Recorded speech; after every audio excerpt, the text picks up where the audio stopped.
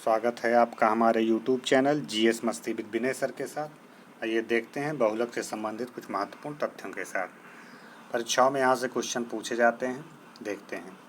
बहुलक पॉलीमर क्या होते हैं, निर्माण प्रक्रिया इनकी क्या है, देखते हैं। इनका निर्माण बहुलकीकरण के द्वारा होता है। किसके द्वारा होता है? बहुलकीकरण के द्वारा होता है, जिसमें बड़ी संख्या में सरल अणु एक दूसरे से संयोग करके उच्च अणुभार का बृहद अणु बनाते हैं। बहुलकों के प्रकार: बहुलक प्राकृतिक बहुलक होगा, अर्ध संश्लेषित बहुलक होगा और संश्लेषित बहुलक होगा। प्राकृतिक बहुलक जो होगा उसमें क्या होगा? पादपों एवं जंतुओं से प्राप्त होगा। जैसे उदाहरण में देखा जाए सेलुलोज, स्टार्च, रबर। अर्ध संश्लेषित जो बहुलक होगा सेलुलोज से भी उत्पन्न होगा। उदाहरण cellulose acetate, rayon, cellulose nitrate होगा। संश्लेषित जो बहुलक होगा मानव निर्मित बहुलक होगा। उदाहरण जैसे पॉलीथीन, विनायस, नायलॉन। देखिए एग्ज़ाम में यहाँ से क्वेश्चन पूछता है, इसके उदाहरण से पूछेगा। निम्न में से संश्लेषित बहुलक के उदाहरण हैं नायलॉन, आप मिल जाएगा, या प्राकृतिक बहुलक के उदाहरण हैं सेलुलोज, स्टार्च, रबर मिल जाएगी, सब प्राकृतिक। तो इन्हीं एग्जाम्पल से ही क्वेश्चन बने हैं, बनते रहेंगे, तो थोड़ा ध्यान में रख के कर लिया। अगर जिसे थोड़ा टफ करेगा तो पूछेगा अर्ध संश्लेषित बहुलक कौन होते हैं। जैसे सेलुलोज नाइट्रेट क्या है? अर्ध संश्लेषित बहुलक है। सेलुलोज एसीटेट क्या है? अर्ध संश्लेषित बहुलक है। तो इस प्रकार से क्वेश्चन मिलते हैं और देख लीजिएगा उठा के, यहीं से एग्जाम्पल से ही क्वेश्चन है। अगला देखते हैं, उपयोग क्या है इसका। प्लास्टिक उद्योग में प्रत्यास्थ बहुलकों का निर्माण, रेशों का निर्माण, पेंट एवं वार्निश उद्योग में होता है इनका प्रयोग। पॉलीएथिलीन क्या होता है? अन्य नाम क्या हैं इनके? अन्य नाम है पॉलीथीन। संरचना क्या होती है? एथिलीन का उच्च बहुलक होता है। गुण क्या है? ताप सुनम्य प्लास्टिक है, विद्युत का कुचालक है, नम्य है, जल प्रतिरोधी है। क्या है? जल प्रतिरोधी है। उपयोग क्या है? पैकिंग हेतु है, जल से बचाव हेतु फिल्म व शीट के निर्माण हेतु किया जाता है इसका उपयोग। और देखते हैं टेफ्लॉन क्या होता है। टेफ्लॉन के बारे में पढ़ लिया जाए। इसका रासायनिक नाम क्या है? TPFE का पॉलीटेट्राफ्लोरोएथिलीन होता है। हो सके फुल फॉर्म पूछ ले, पॉलीटेट्राफ्लोरोएथिलीन। संरचना कैसी होती है? टेट्राफ्लोरोएथिलीन का उच्च बहुलक होता है। गुण क्या होते हैं इसके? रासायनिक रूप से निष्क्रिय होता है, ऊष्मा प्रतिरोधी होता है, गलनांक 330 डिग्री टेम्परेचर का होता है।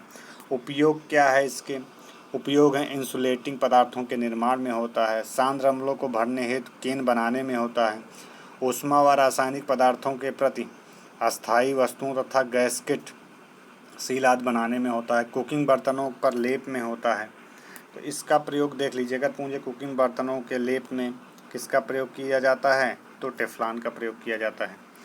अगला देखते हैं पॉलीविनाइल क्लोराइड क्या है? PVC बोलते हैं। पॉलीविनाइल क्लोराइड के बारे में देख लेते हैं। लोकप्रिय नाम PVC है, अक्सर हम देखा करते हैं अपने घरों में, पानी में यूज़ किया जाता है। संरचना क्या होती है? विनाइल क्लोराइड व उच्च बहुलक होते हैं। सूत्र क्या होता है? C2H3Cl पावर n होगी। गुण क्या होगा? विद्युत कुचालक, जल व नमी प्रतिरोधी होगी। उपयोग क्या होगा? पाइप बनाने में इनका उपयोग होगा। ग्रामोफोन, रिकॉर्ड, हैंडबैग, रेनकोट, अन्य जल प्रतिरोधी वस्तुएं बनाने में। तो इस तरह के पॉलीथीन, इस तरह के जो है प्लास्टिक का प्रयोग, PVC का प्रयोग किया जाता है। इसी में देखते हैं नियोप्रीन क्या होता है। नियोप्रीन अन्य नाम पॉलीक्लोरोप्रीन होता है। संरचना क्या होती है? क्लोरोप्रीन का उच्च बहुलक होगा। सूत्र क्या होगा? CH2 double bond CCl single bond CS CH2 into H होता है। विशेषता क्या होती है? एक प्रकार का कृत्रिम रबर है। क्या है? उपयोग क्या होगा? पाइप व बेल्ट बनाने में। किसका प्रयोग? नियोप्रीन का होता है। इसी में देखते हैं कार्बोक्सिलिक अम्ल होते हैं, वो क्या हैं? कार्बनिक यौगिक जिनमें कार्बोक्सिलिक समूह होता है, जिसे O double bond C single bond OH से जुड़ा होगा, क्रियात्मक समूह के रूप में उपस्थित होता है, कार्बोक्सिलिक अम्ल कहलाता है। जिनके जो प्रकार होते हैं कितने हैं? इनमें प्रकार होगा मोनो कार्बोक्सिलिक अम्ल, 1 कार्बोक्सिलिक समूह, उदाहरण एसिटिक अम्ल, डाई कार्बोक्सिलिक अम्ल, 2 कार्बोक्सिलिक समूह होते हैं, उदाहरण सक्सिनिक अम्ल होता है, ट्राई कार्बोक्सिलिक अम्ल होगा, 3 कार्बोक्सिलिक समूह होते हैं, CH2 की power 2 into CO 2H2 citric अम्ल क्या होते हैं? HO3CH2CO2 इस प्रकार से ये इनके साइट्रिक अम्ल के उदाहरण हैं। संतृप्त मोनोकार्बोक्सिलिक अम्लों के सूत्र और उनके नाम देख लेते हैं। HCOOH क्या होता है? फार्मिक अम्ल बोलते हैं इसे। मीथेनोइक अम्ल IPSC नाम है। मीथेनोइक अम्ल फार्मिक अम्ल का जो IPSC नाम कभी कभी पूछता है क्या है? मीथेनोइक अम्ल है। इससे HCOOH से प्रदर्शित करते हैं। एसिटिक अम्ल होता है एथोनोइक अम्ल इसे बोलते हैं। CH3COOH होता है। प्रोपियोनिक अम्ल जो होता है प्रोपेनोइक अम्ल बोलते हैं। CH3CH2COOH होता है। CH3CH2CH2COOH ब्यूटेरिक अम्ल होता है। ब्यूटेनोइक अम्ल कहला IPSC नाम है इसका। CH3 2CHCOOH क्या होता है? आइसोब्यूटेरिक अम्ल होता है। जिसे मेथिल प्रोपेनोइक अम्ल बोलते हैं। क्या बोलते हैं? मेथिल प्रोपेनोइक अम्ल बोलते हैं।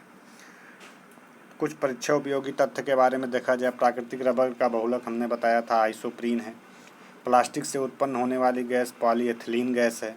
बुलेट प्रूफ जैकेट बनाने में प्रयुक्त बहुलक का पदार्थ है पॉलीएमाइड, ब्रांड नेम केवलर एवं लेक्सान बहुलक है।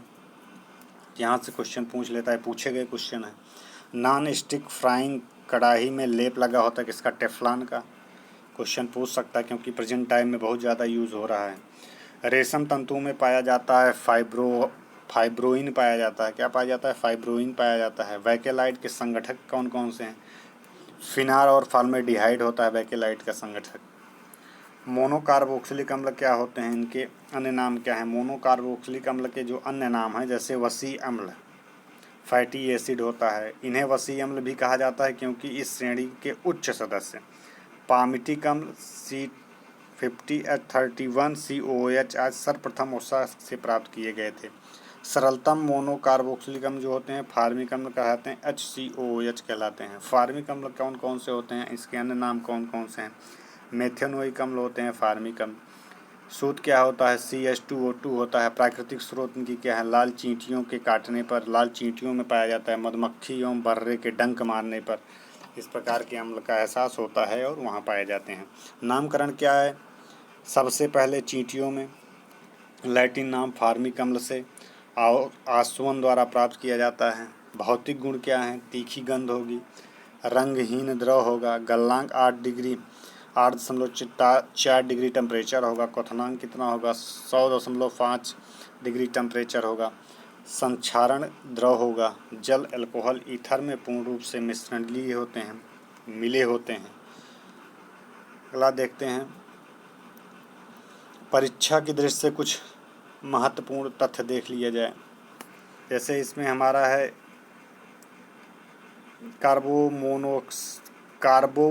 मोनोकार्बोक्सिलिक अम्ल अभी हम लोग देखे थे। ये वसी अम्ल होते हैं। क्या होते हैं? वसी अम्ल होते हैं। इन्हें वसी अम्ल भी कहा जाता है क्योंकि इस श्रेणी के उच्च सदस्य जैसे पामिटिक अम्ल आदि सर्वप्रथम वसा से प्राप्त होते हैं। सरलतम मोनोकार्बोक्सिलिक होंगे इसे फार्मिक अम्ल बोलते हैं। नीले लिटमस का इनका प्रभाव क्या होता है? नीले रंग का लाल रंग में परिवर्तित होना। भौतिक गुण इस श्रेणी के प्रथम 3 गुण हैं। फार्मिक एसिडिक व प्रोपियोन अम्ल तीखी गंध वाले रंगहीन द्रव होते हैं। ब्यूटेरिक अम्ल होता है C3H7COOH से नोनैनोइक अम्ल होते हैं C8H70COOH तक के। वसी अम्ल दुर्गंधित मक्खन जैसे जो गंध देता है मक्खन उसमें नैनोनोइक अम्ल पाए जाएंगे, ब्यूटेरिक अम्ल पाए जाएंगे जैसे गंध वाली तैलीय द्रव। डेकेनोइक अम्ल जो होते हैं C9H90COOH से जो बनता है उच्च सदस्य गंधहीन ठोस या होते हैं डेनोनोइक से। ये हम लोग इसको पढ़े। परीक्षा की दृष्टि से कुछ देखते हैं। मांसपेशियों में एकत्रित होकर थकान आने वाला अम्ल कौन सा? देखिए जब हमारी मांसपेशियों में एक अम्ल होता है जिसे लैक्टिक अम्ल बोलते हैं। जब वह इकट्ठा हो जाता है तब हमें थकान का अनुभव होता है। ये क्वेश्चन पूछ लेता है। मक्खन में होता है क्या? ब्यूटायरिक अम्ल होता है। मक्खन में कौन सा अम्ल होता है? मक्खन ब्यूटायरिक अम्ल होता है। तो इस प्रकार से डायरेक्ट क्वेश्चन पूछे जाते हैं। यदि यह वीडियो अच्छा लगा हो तो इसे शेयर और सब्सक्राइब करिए। हम मिलते हैं अपना पुनः दूसरे वाले वीडियो में। तब तक के लिए धन्यवाद मित्रों।